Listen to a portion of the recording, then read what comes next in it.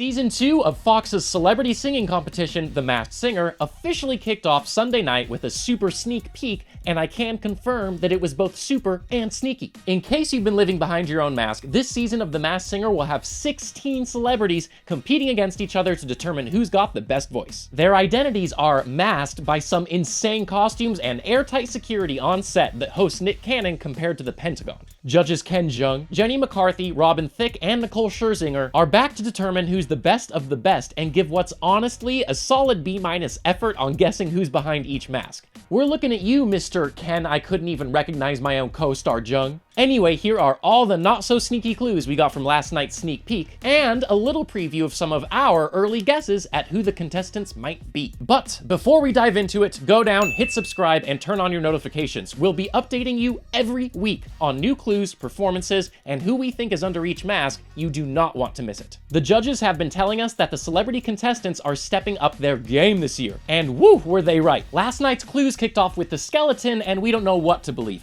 In their clue package, they said they have a bone to pick with the other contestants and that they were taking their secret identity back to the grave. Speaking of graves, theirs had 4261 written on it. April 2nd, 1961 just so happens to be SVU alum Christopher Maloney's birthday, but it can't be that easy. Can it? Especially after a license plate in Season 1 gave away the pineapple's birthday and thus Tommy Chong's identity, I guess we'll just have to see if this Maloney theory is just a bunch of baloney. I will not apologize for that. Next up, the Fox hinted that they're not only clever and strategic, but underestimated and will eat pretty much anything. I mean, same.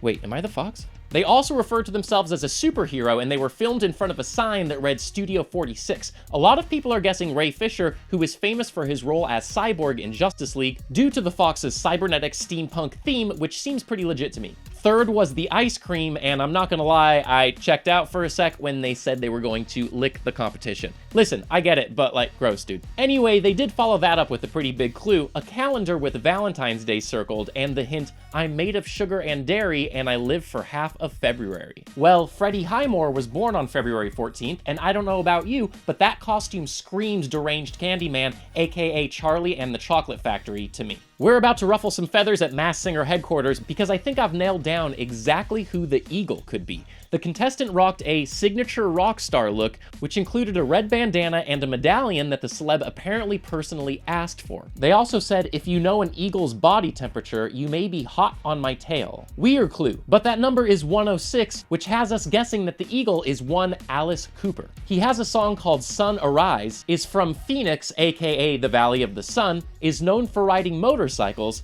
and has a radio show on Rocky 106. Don't at me, Eagle, you just made it too easy. The Tree was next up and had some clues that were all over the place. They gave us a shout out to their tree huggers and 50s pinup queens who inspired their costume. Bigger hints included a big family who apparently visits the set with them, and they called their performance delicious. I don't know if you've ever tasted a tree, but maybe literally any food would have been a better costume idea, just a thought. Anyway, the wildest internet guess is Martha Stewart, but Rachel Ray's name is also being thrown around. My personal favorite, though, comes from Reddit, and it's Real Housewives of New Jersey alum Teresa Giudice. She's written several New York Times bestseller cookbooks, her fans call themselves tree huggers, and she has a pretty big family. The next reveal was the Flamingo, who Nick said is taking a vacation from the tropical life. The Flamingo hinted that they love their costume almost as much as they love mascara, are ready to party like a flock star, and obviously they love the color pink. They were also our first performance sneak peek and belted out Lady Marmalade like nobody's business. Some ambitious guessers are throwing Kylie Jenner's name into the mix because of the mascara hint, but a better guess that honestly has more than one leg to stand on is former Cheetah Girl and 3LW singer Adrienne Bailon. She loves pink and black, is pretty short like the Flamingo, and coincidentally enough has a popular song called Shake Your Tail Feather. Next up is the Butterfly, and we've got our eye on them. They said they're ready to fly high and shake up the competition,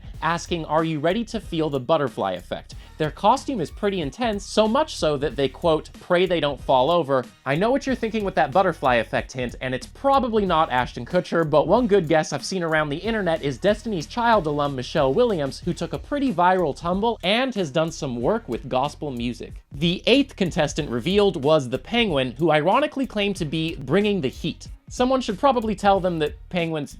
never mind. During their clue package, they revealed they love to change up their look with some pretty awesome hairstyles, but as far as who could be behind the mask, we're pretty much stranded in the Antarctic here. Some Redditors agree the hairstyles are reminiscent of Cyndi Lauper, while others are being a bit ambitious for my taste with guesses like Lady Gaga and Sia. Seriously, people, they're way too famous for this, but it would be cool. Moving on. We might be in store for an actual big name under the Leopard mask. They said, the security here reminds me of the Secret Service. I should know, I've been spotted with the president. While a current or former member of the White House would be an insane celebrity to include, this could also mean anyone who has appeared with Trump on Celebrity Apprentice. Sadly, again, it's too soon to tell who this cat is, especially since their costume is specifically designed to hide their physique, and they're sporting a very fake English accent. Next up is one of the weirdest costumes this show could have included, and that's the egg. Yes, of course they had a Humpty Dumpty reference in their clue package. They also said, as my mom always told me, life has an expiration date, so always work hard for the first and last vowels of the alphabet. The first and last vowels of the alphabet are A and U, which, as one Redditor pointed out, is the chemical symbol for gold. Could we have an Olympic athlete on our hands? That is, if you're not counting Y as a vowel, in which case I'm scrambling here. Contestant number 11 was the Rottweiler, who said they're a total perfectionist who will work their tail off to earn our puppy love. Listen, they've already clearly got the producer's love with how much screen time that six-pack got, and that seemed to be the only actual clue. So for now, we'll just have to enjoy the view and wait for the first real performance to start guessing.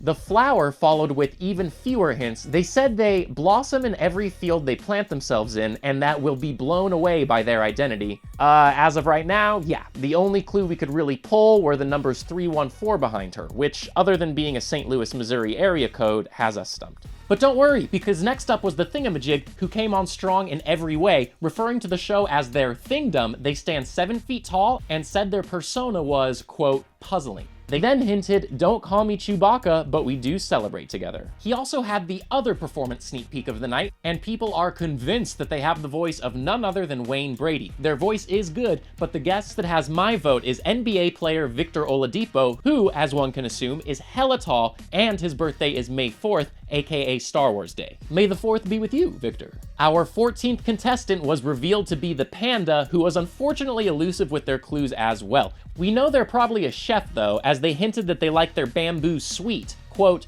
especially the way I prepare it. Well, we can't wait to get a taste of their full clue package, because until then, your guess is as good as mine. And finally, the last contestant revealed this week is the Black Widow, who promised to leave us hanging by a thread until the very end. Tarot cards also appeared in their clue package, but beyond that, this spider is a mystery. That is, unless you're willing to believe Scarlett Johansson decided to make her game show debut dressed as her most iconic character. Well, that's it. That's all the contestants. And I know what I said earlier. I didn't miscount. The 16th contestant is still a mystery, and host Nick Cannon said they won't be revealed until the premiere on September 25th. So until then, hit subscribe, turn on your notifications, and make sure to let us know who you think is behind each mask in the comments. Because we'll be back next week to give you a full recap on the premiere, including the clues, the performances, and of course, our official best guesses for who's behind each mask.